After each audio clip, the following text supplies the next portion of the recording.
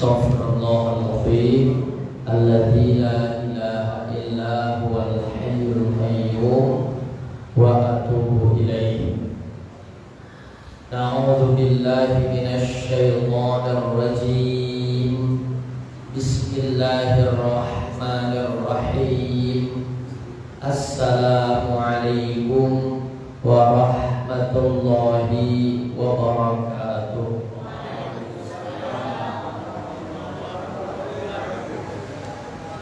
Alhamdulillahi rabbil alamin, wa bihi nasta'inu ala umurid dunya waddin. Nahmaduhu hamdan syakirin wa nastajibu lahu istijabatat ta'i'in wa nulabbi hajatahu talbiyatal khashi'in. Allahumma salli wa sallim wa barik ala sayyidina Muhammad wa ala ali sayyidina Muhammad. Allahumma anfa'na bima 'allamtana wa 'allimna ma yanfa'una warzuqna uluman tanfa'una fid dini wad dunya wal akhirah. Allahumma faqqihna fid din wa 'allimna ta'wil. Rabbi shrah li sadri wa yassir li amri wahlul 'uqdatam min lisani yafqahu qawli.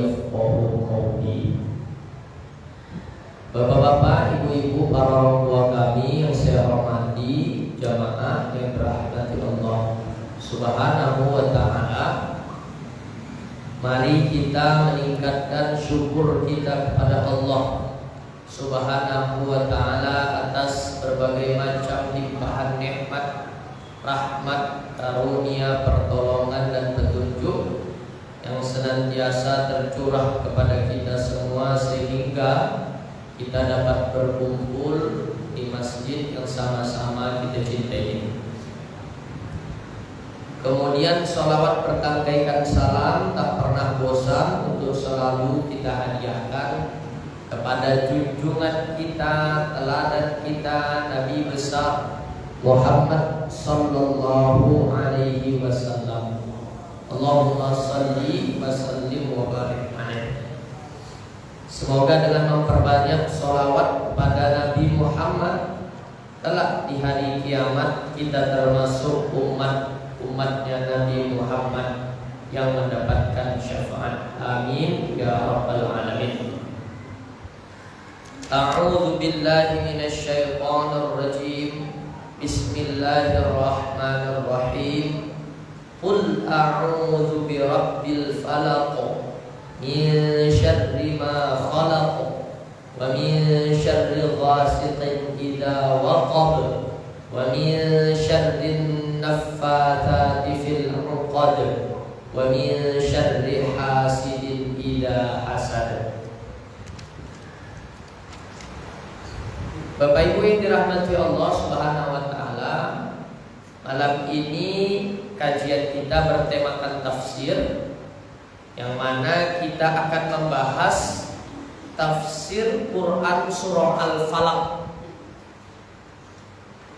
yang mana pembahasannya kita ambil dari Tafsirul Quranil Azim karya Imam Ibnu Katsir, atau yang lebih sering didengar atau dikenal dengan Tafsir Ibnu Katsir.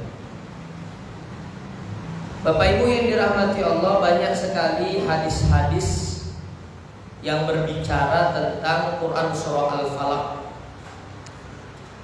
Dalam Tafsir Ibnu Katsir dikatakan dalam salah satu riwayat dari Alqamah berkata, kana Abdullahi yahubbul mu'awwidataini minal mushaf. Bahwasanya Abdullah, yang dimaksud Abdullah di sini adalah Abdullah bin Mas'ud, itu meninggalkan mu'awwidatain. Jadi kalau dikatakan mu'awwidatain, itu maksudnya adalah dua surah pelindung. Yang dimaksud dengan dua surah pelindung itu adalah Quran surah Al-Falaq dan Quran surah An-Nas.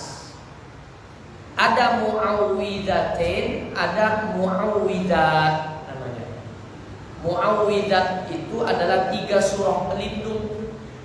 Kalau 2 surah pelindung itu adalah surah Al-Falaq dan surah An-Nas. Kalau dikatakan muawwidzat atau 3 surah pelindung, maka yang dimaksud adalah Quran surah Al-Ikhlas, surah Al-Falaq dan surah An-Nas. Nah, kata Alqamah bahwasanya Abdullah bin Mas'ud meninggalkan muawwidzatain dari mushafnya. Tidak memasukkan Quran surah Al-Falaq dan An-Nas dalam mushaf susunan Ibnu Mas'ud.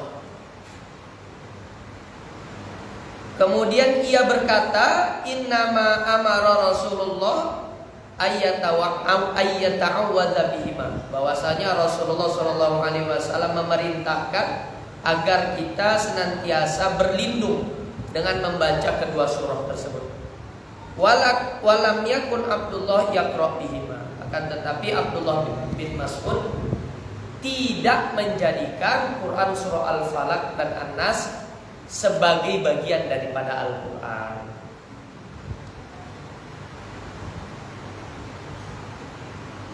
Nah, kata Abdullah bin Mas'ud, innahuma laysata min kitabillah.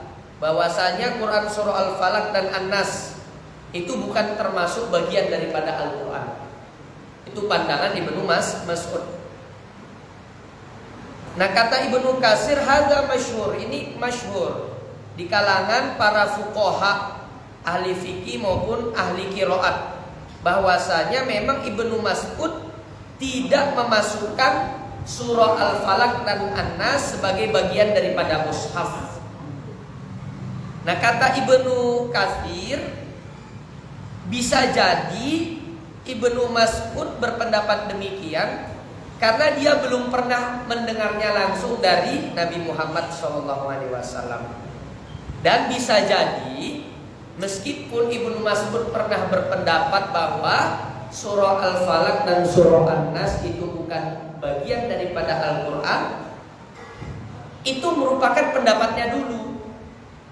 Nah, belakangan Ibnu Mas'ud itu sudah menarik pendapatnya. Nah, begitu pendapat daripada Ibnu Katsir. Ditambah bahwa banyak sahabat, mayoritas sahabat dan para ulama di zaman sekarang itu menetapkan surah Al-Falaq dan surah An-Nas bagian daripada Al-Quran. Nah, Bapak Ibu yang dirahmati Allah, surah Al-Falaq ini termasuk di antara surah-surah yang Rasulullah secara khusus menuntun kita untuk mengamalkannya pada beberapa momen. Di antaranya Rasulullah SAW menganjurkan kita untuk membaca surah Al-Falaq sebelum dan sesudah tidur. Dalam salah satu riwayat dari Uqbah bin Amir berkata, baina ana aqudu bi Rasulillah fi naqabin min tilkan naqab. Suatu ketika aku, kata Uqbah bin Amir, menuntun Rasulullah dalam suatu perjalanan. Idh qala li, suatu ketika Rasulullah SAW berkata kepadaku, ya Uqbah, ala tarkab. Wahai Uqbah, tidakkah engkau naik ke atas kendaraan ini? Bayangkanlah Bapak Ibu, saking rendah hatinya lah Rasulullah. Rasul menyuruh Uqbah bin Amir untuk menaiki kendaraannya Rasulullah. Qala fa ashfaqtu an takuna maksiatan. Maka kata Uqbah bin Amir, karena aku khawatir jika menolaknya itu merupakan maksiat, aku pun menuruti apa yang diperintahkan oleh Rasulullah SAW. Fanazala Rasulullah wa raqibtu haniyatan. Maka Rasulullah turun dari kendaraannya, Uqbah bin Amir naik ke kendaraannya Rasulullah. Kalau zaman sekarang pemimpin mungkin nggak seperti itu Bapak Ibu. Pemimpinnya bilang sama pembantunya, naik kau ke kendaraan aku biar aku turun. Mungkin nggak Bapak Ibu? Tidak mungkin, mustahil. Zaman sekarang kalau namanya pejabat justru kendaraannya mewah kurang mewah. Biar rakyat susah, yang penting pejabat bisa hidup mewah. Kalau sekarang prinsipnya seperti itu, Bapak Ibu. Kalau Rasul, ini Uqbah bin Amir awalnya menuntun Rasulullah. Rasulullah berada di atas kendaraan. Lantas kata Rasulullah, Uqbah, udah kamu yang naik, aku yang turun. Coba Bapak Ibu. Nah, Uqbah ini sebenarnya sogan. Tapi di satu sisi Uqbah bin Amir khawatir kalau menolak permintaan Rasul, maka itu dianggap sebagai suatu kemaksiatan. Maka dituruti oleh Uqbah bin Amir. Kemudian selang beberapa waktu Rasul kembali menaiki kendaraannya. Tsumma raqiba. Tsumma qala, kemudian Rasul berkata, "Ya Uqbah, hai Uqbah, ala u'allimuka surataini min khairi surataini qara'a bihiman nas." Mau nggak kamu aku ajarkan 2 surah yang lebih baik bila dibaca dan dibandingkan dengan surah-surah lainnya. Qultu, kata Uqbah, aku pun berkata, bala ya Rasulullah, tentu ya Rasul. Fa'aqra'ani, lantas Rasulullah mengajarkan Qul a'udzu birabbil falak dan Qul a'udzu birabbin nas. Tsumma uqimatis shalah, kemudian didirikanlah salat. Fataqaddama Rasulullah faqra'a bihima. Maka Rasulullah maju menjadi imam. Rasul pun membawakan Quran surah Al-Falaq dan surah An-Nas pada salatnya. Tsumma marrabi, kemudian Rasulullah mendatangiku, kata Uqbah bin Amir. Kaifa ra'aita ya Uqbah? Rasul pun bersabda, bagaimana menurutmu wahai Uqbah? Iqra' bihima kullama nimta wa kullama kumta.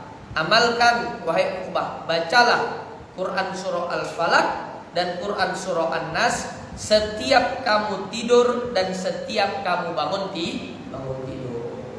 Amalkan ini Bapak Ibu. Saya alhamdulillah termasuk yang mengamalkan ini. Membaca Quran surah Al-Falaq dan Quran surah An-Nas sebelum dan sesudah tidur. Kemudian di antara tuntunan khusus terkait pengamalan surah Al-Falaq, bahwasanya surah Al-Falaq ini termasuk 1 dari 2 surah yang dibaca setelah selesai sholat. Nah, hadis ini juga diriwayatkan dari Uqbah bin Amir. Kata Uqbah bin Amir, amaroni Rasulullah sallallahu alaihi wasallam an aqra'a bil muawwidat fi duburi kulli shalah. Bahwasanya Rasulullah sallallahu alaihi wasallam memerintahkan aku untuk membaca muawwidat. Nah, kalau dikatakan muawwidat berarti 3 surah. Surah Al-Ikhlas, surah Al-Falaq dan surah An-Nas. Rasulullah memerintahkan aku untuk membaca muawwidat di setiap selesai sholat. Di setiap selesai sholat Rasulullah memerintahkan kita, termasuk sunnah hukumnya, membaca Quran surah Al-Ikhlas, surah Al-Falaq dan surah An-Nas. Nah, nanti siapapun imam bisa ini mengamalkannya, menjadi tambahan zikir-zikir kita setelah selesai sholat. Kemudian Bapak Ibu yang dirahmati Allah, yang ketiga di antara tuntunan khusus terkait pengamalan surah Al-Falaq, bahwa surah Al-Falaq ini termasuk di antara surah yang digunakan untuk memohon perlindungan dari keburukan. Bapak Ibu khawatir akan datangnya suatu keburukan kepada diri Bapak Ibu. Terjadi gempa, rumah bergoyang, dinding sudah retak-retak, pohon bertumbangan, muncul khawatir, takut terjadi sesuatu yang buruk yang Bapak Ibu tidak menginginkannya. Maka ini termasuk surah yang dapat diamalkan. sebagaimana yang disebutkan dalam salah satu riwayat hadis dari Uqbah bin Amir juga. Kata Uqbah bin Amir, kuntu amshi ma'a Rasulillah. Suatu ketika aku berjalan bersama Rasulullah sallallahu alaihi wasallam. Kemudian Rasulullah sallallahu alaihi wasallam bersabda, "Ya Uqbah, qul." Uqbah, katakanlah. Qultu madza qul. Lantas aku pun berkata, apa yang kukatakan ya Rasul? Fasakata anni. Maka Rasulullah diam sejenak. Tsumma qala, kemudian Rasulullah sallallahu alaihi wasallam bersabda, "Qul," katakan wahai Uqbah. Qultu, aku pun kembali berkata, "Madza aqul ya Rasulullah?" Apa yang aku katakan ya Rasulullah? Rasul pun berkata, "Qul a'udzu birabbil falaq." Katakanlah, "Qul a'udzu birabbil falaq." Faqara'tuha hatta ataitu ala akhirnya. Maka kubacalah Quran surah Al-Falaq sampai akhir daripada surah tersebut. Tsumma qala, kemudian Rasulullah sallallahu alaihi wasallam berkata, "Qul." Faqultu madza aqul ya Rasulullah. Kembali Uqbah bin Amir berkata, apa yang kukatakan ya Rasulullah? Rasulullah pun berkata, "Qul a'udzu birabbin nas." Bacalah, katakanlah, "Qul a'udzu birabbin nas." Faqara'tuha tsumma ataitu ala akhirnya. Kemudian aku bacalah Quran surah An-Nas sampai akhir daripada surah tersebut. Tsumma qala Rasulullah inda dzalik. Kemudian Rasulullah bersabda pada saat itu, "Masa'ala sa'ilun bimithliha wala ista'adza musta'idun bimithliha." Tidaklah seseorang meminta dan memohon perlindungan kecuali dengan membaca Quran surah Al-Falaq dan surah An-Nas. Sendiri ibu di rumah, mati lampu, si bapak ternyata di luar, ada kekhawatiran, ada rasa takut. Itu hal yang manusiawi. Istri saya itu sering takut kalau saya tinggal. Makanya sebenarnya dulu saya malas bawa HP setiap datang ke masjid, mengganggu. Nanti lagi sholat bunyi, berkurang kekhusyukan awak dalam sholat. Tapi istri saya sering nanti tiba-tiba ada rasa takut, rasa khawatir, tiba-tiba mati lampu. Kadang tiba-tiba ada jamaah ngetok-ngetok dari luar. Sebenarnya niat jamaah itu mau bertanya ya dia, tapi kadang nggak tahu waktu. Dia kira awak sholatnya di rumah, awak sholatnya di masjid. Diketok, tok, Pak Ustadz katanya. Kadang ada pula yang tak mengucap salam, itu yang bikin istri saya takut. Ada pula dulu pernah, jadi setiap saya pulang dari kampung naik kereta api turun stasiun, saya punya kebiasaan naik becak yang itu saja orangnya. Jadi tukang becaknya ini mencoba akrab lah kepada saya. "Bang, ini aja bang, setiap abang pulang atau setiap abang nanti mau ke stasiun, abang naik becak aja, abang simpan nomorku. Abang biasanya pulang setiap hari apa? Dulu saya masih rutin pulang seminggu sekali. Pulang Sabtu, balik Minggu, itu sebelum corona menyerang itu. Tapi semenjak corona kan yang banyak peraturan naik kereta api ini. Jadi sekarang pun sebulan sekali, bahkan sebulan sekali pun belum tentu. Jadi dulu setiap minggu rutin. Kebetulan setiap nampak muka abang tuh naik becak dia lah saya. Jadi udah abang simpankan nomorku, oke. Nah kebetulan di minggu tersebut saya tidak pulang karena ada hajat. Karena ada jadwal ceramah, tak pulang kampung lah saya. Dia merasa saya sudah menyewa dia setiap minggu, gitulah perasaan dia. Padahal tak ada akad. Saya yang namanya basa-basi, oke saya bilang. Tapi tak ada akad khusus. Datanglah dia ke rumah saya di luar. Pas pula pada saat itu ada kejadian murid kami yang di Pasar Baru yang dibunuh sama pamannya. Saya WA istri saya, "Dek, murid kami ada yang baru meninggal, dibunuh sama pamannya, diperkosa dulu pula itu." Saya bilang seperti itu. Dapat WA setelah itu saya nggak sadar dan nggak menyangka istri saya itu takut mendengar WA saya itu. Takutlah istri saya membaca WA saya. Pas pula ada orang gedor-gedor tak pakai salam kuat-kuat pula. Tok tok tok tok tok tok katanya. Tok tok tok tok tok. Khawatirlah istri saya. Bang katanya, saya lagi mengajar itu di MTS. Bang, ini ada orang digedor-gedor nih bang, nggak pakai salam, kuat-kuat pula itu. Jadi langsung lah saya itu tembakkan dari MTS ke rumah saya. Rupanya abang tukang beca itunya. Karena dia merasa saya menyewa dia setiap minggu, padahal tidak ada saya katakan saya menyewa dia. Tak ada saya telepon, inisiatiflah dia menjemput saya ke rumah saya. Padahal saya tidak pulang kampung. Nah, jadi kalau seandainya Bapak Ibu nanti berada pada situasi yang ada muncul rasa takut, rasa khawatir, baca Quran surah Al-Falaq dan surah An-Nas. Kemudian Bapak Ibu, surah Al-Falaq ini juga merupakan surah yang dapat diamalkan pada saat berkendara supaya aman, supaya tak terjadi kecelakaan, tak melanggar baca Quran surah Al-Falaq. Nah, ini riwayat dari Uqbah bin Amir juga. Kata Uqbah bin Amir, ittaba'tu Rasulullah wa huwa raqib. Aku mengikuti Rasulullah pada saat Rasulullah berkendara. Fawadatu yadayya ala qadamaihi. Pada saat itu kuletakkanlah kedua tanganku kepada kedua kaki Rasulullah sallallahu alaihi wasallam. Faqultu, maka aku pun berkata, kata Uqbah bin Amir, akrini surat Hud au surat Yusuf. Bacakan kepadaku surah Hud dan surah Yusuf.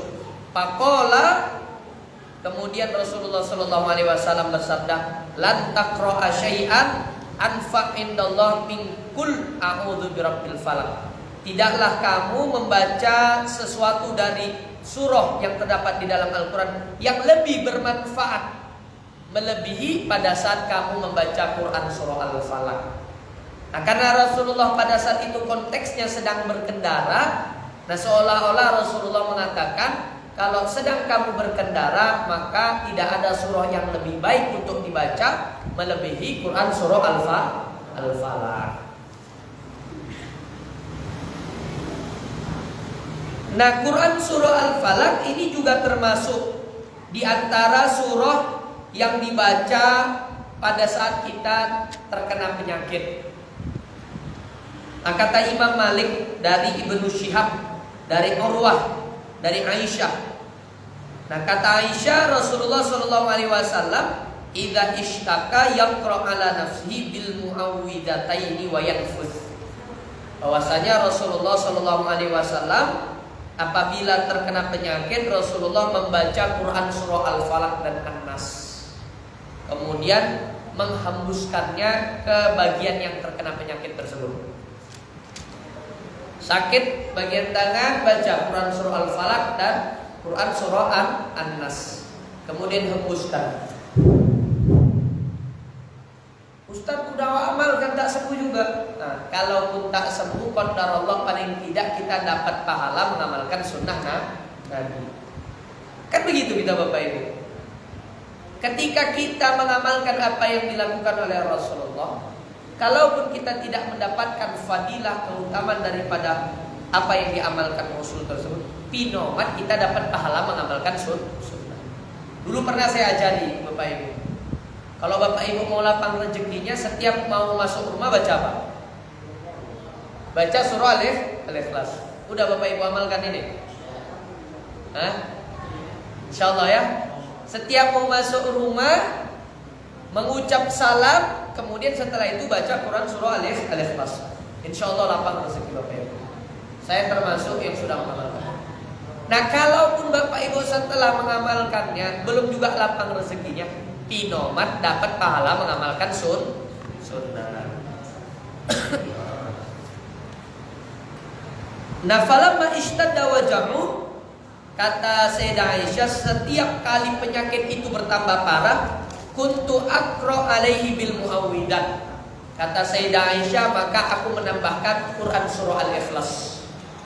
Jadi biasanya Rasulullah SAW kalau sakit itu membaca Quran surah Al-Falaq dan An-Nas, kemudian menghembuskan mana bagian yang terkena penyakit.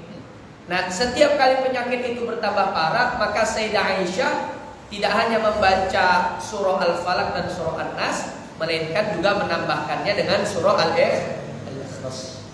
Jadi daripada Bapak Ibu sedang ataupun mengeluh sana sini kesana kemari, lebih baik Bapak Ibu udah banyak-banyaklah membaca Quran surah Al-Ikhlas, Al-Falaq dan surah An-Nas. Nah, Bapak Ibu yang dirahmati Allah Subhanahu wa taala, mari sama-sama kita selami di antara lautan makna yang terkandung pada Quran surah Al-Falaq. Bismillahirrahmanirrahim. Qul a'udzu birabbil falaq. Qul, katakanlah, a'udzu, aku berlindung. Maksud berlindung di sini berlindung dari sesuatu yang ditakuti. Birabbil falaq. Rabb itu artinya pemilik secara bahasa.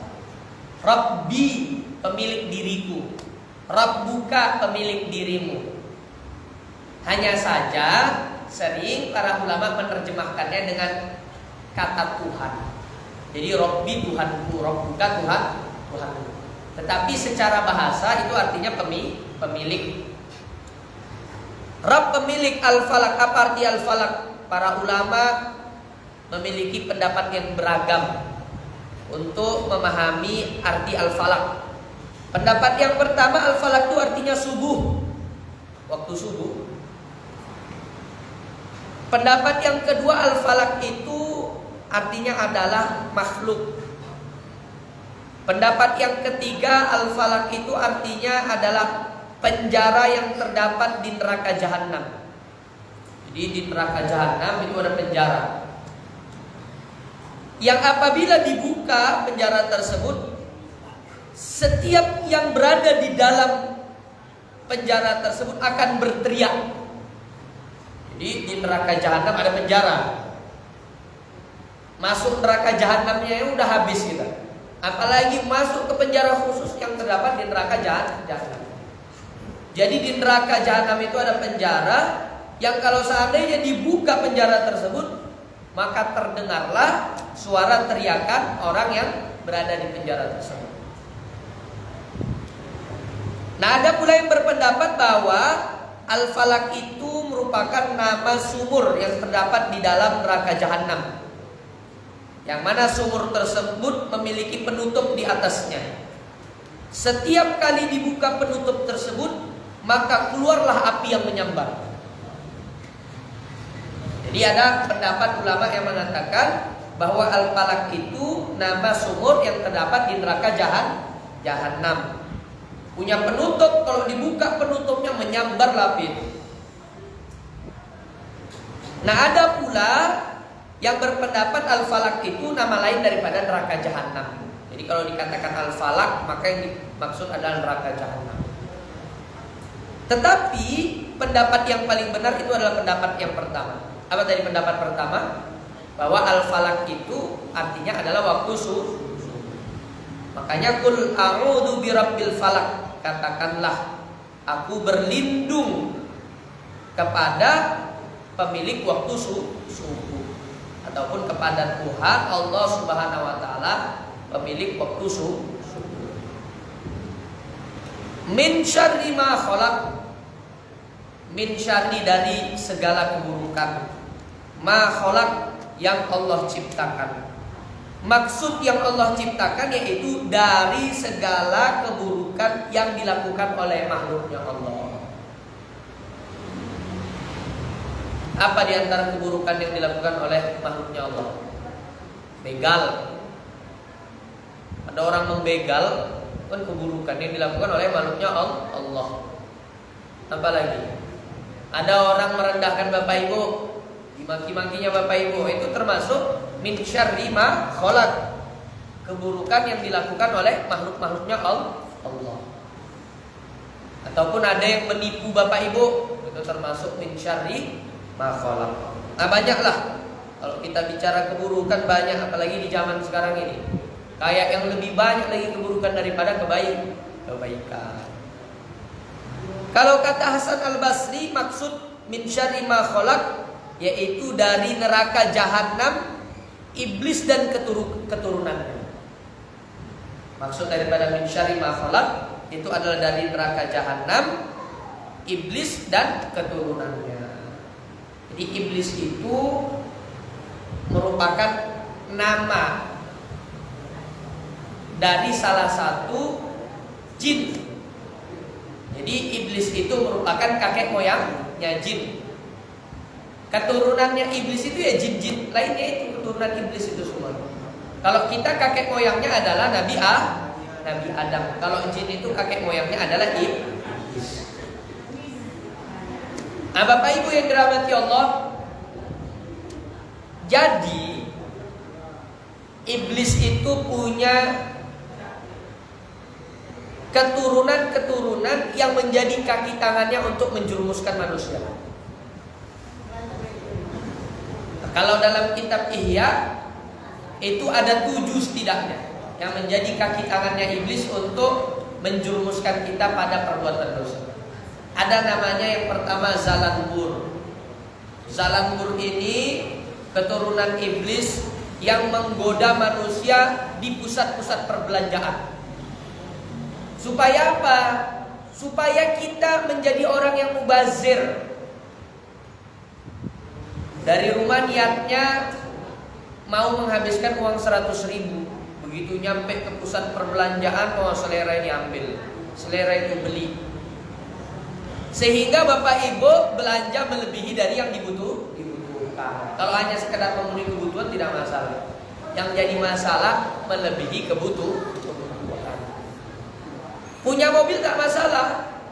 Tapi kalau seandainya sampai beli mobil 2 melebihi kebutuhan, nah itu yang jadi masalah. Nah itu tugasnya Zalambur. Tidak hanya kepada yang membeli, yang menjual pun itu digoda itu sama Zalambur. Udah membonga aja kau katanya. Membonga aja. Kau bilang aja kalau barang kau ini kau jual dengan harga modal. Kan sering itu penjual. Awak modal ini kak, untuk kakak kasih modal lah karena kakak pembeli pertama katanya. Kalau udah pembeli ketujuhnya sekawan itu. Mulai dari pembeli pertama sampai pembeli ketujuh begitulah cakap dia. Ini untuk khusus kakak. Kalau yang lain tak ada, aku kasih harga segini. Kata dia seperti itu. Kalau yang lain lebih mahal aku kasih, tapi karena kakak pelanggan khusus akunya kakak, udah aku kasihlah kakak lebih murah dari yang lain. Padahal membongan. Itu keturunan iblis namanya Zalambur itu. Betul nggak? Seperti itu Bapak Ibu. Ada namanya akwar. Kalau akwar ini menjurumuskan kita supaya jatuh pada perbuatan zina. Makanya ada ustadz jatuh pada perbuatan zina. Ada pula ustadz panggilannya Buya, kena masalah pelecehan seksual. Astagfirullahaladzim. Ada pula di Padang ustadz homoseksual. Astagfirullahaladzim. Ngeri Bapak Ibu. Makanya di antara tanda bahwa kita ini sudah di akhir zaman, zina terjadi di mana-mana. Pinoman kita jatuh pada perbuatan zina mata. Terutama bapak-bapak. Lemahnya laki-laki ini pada matanya Bapak Ibu. Kita Pak, lemahnya kita pada mata kita. Pandang nengok yang lebih mulus. Lemahnya perempuan ada pada telinganya. Maka yang perempuan ini paling gampang dikibulin. Dikasih janji-janji manis. Itu perempuan itu. Ada pula nama di antara keturunan iblis lainnya itu namanya Dasim. Dasim ini menggoda manusia ketika kita berada di rumah. Supaya apa? Supaya rumah itu jauh dari mengingat Allah. Itu juga yang buat kita sama pasangan kita begado aja Bapak Ibu. Begado ya sama bini awak. Dasim itu yang buat itu. Panas ya suasana di rumah itu, Dasim itu. Nah, banyaklah. 7 itu setidaknya. 3 yang udah cukup deh, itu saya kasih tahu.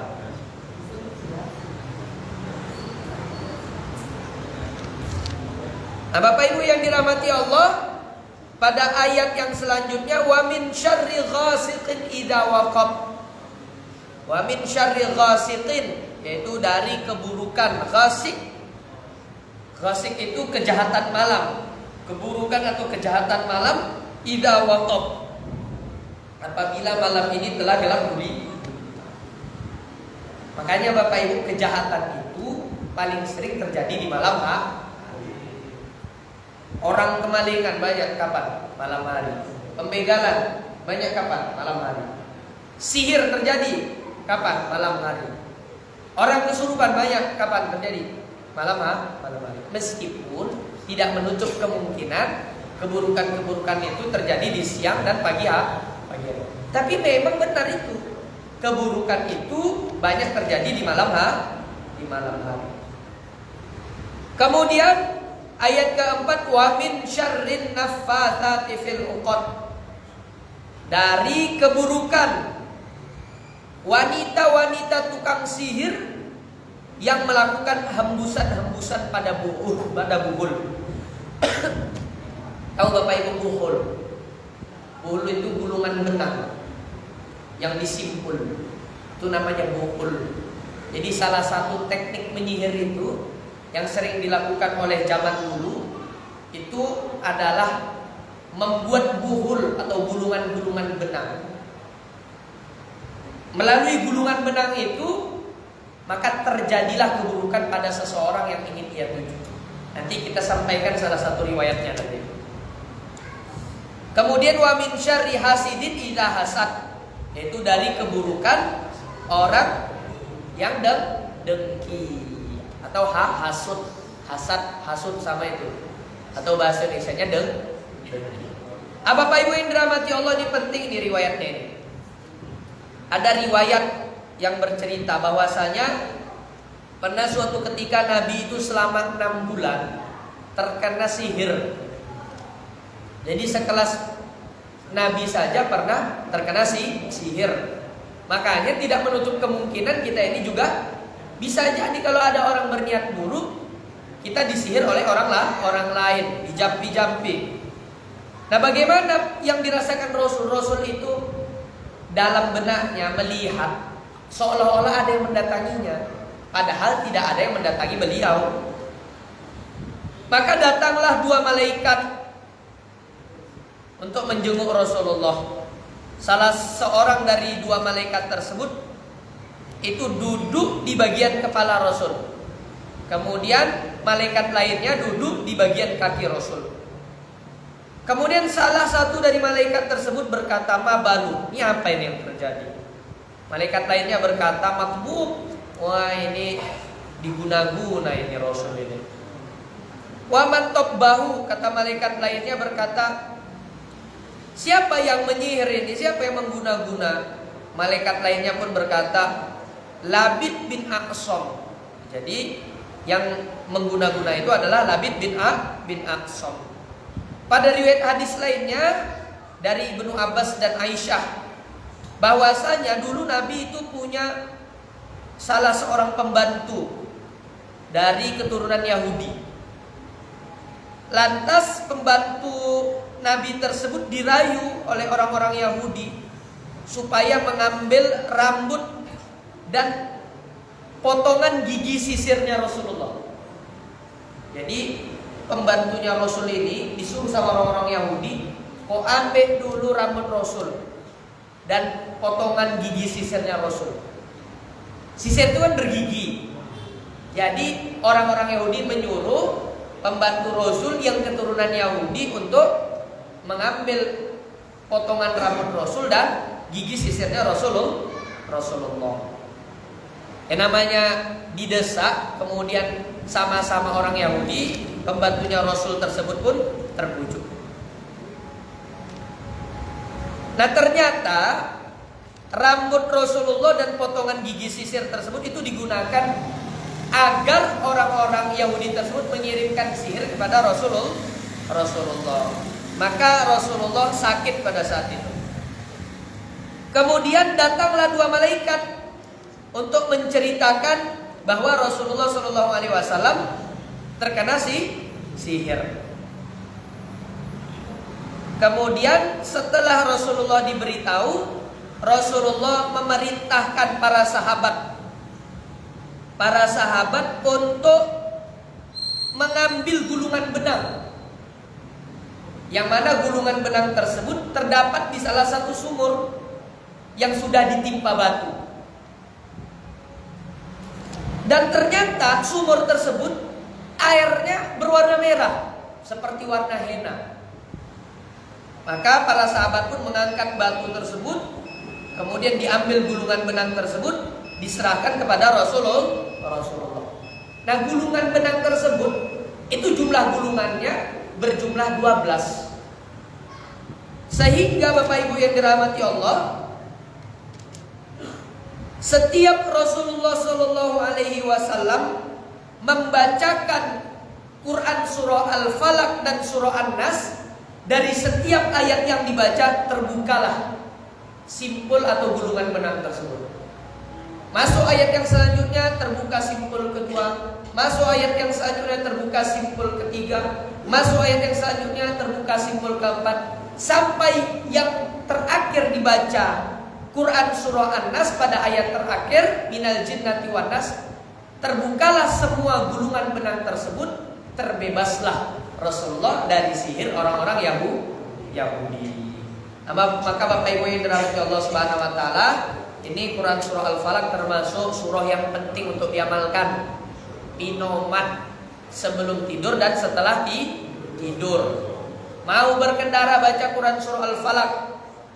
Setiap kita merasa ketakutan atau merasa akan ada keburukan yang datang kepada kita, juga bisa membaca Quran surah Al-Falaq. Kalau mau lebih sempurna, tambahkan Quran surah Al-Ikhlas dan surah An-Nas. Barangkali demikian Bapak Ibu. Rasanya karena azan sudah dari tadi dikumandangkan, waktu azan sudah masuk dari tadi, mungkin sesi tanya jawab akan kita buka pada pertemuan yang selanjutnya. Kita tutup dengan doa kafaratul majlis. Subhanakallahumma wa bihamdika, asyhadu an la ilaha illa anta, astaghfiruka wa atubu ilaik. Wallahu muwaffiq ila aqwamit thoriq. Assalamualaikum warahmatullahi wabarakatuh.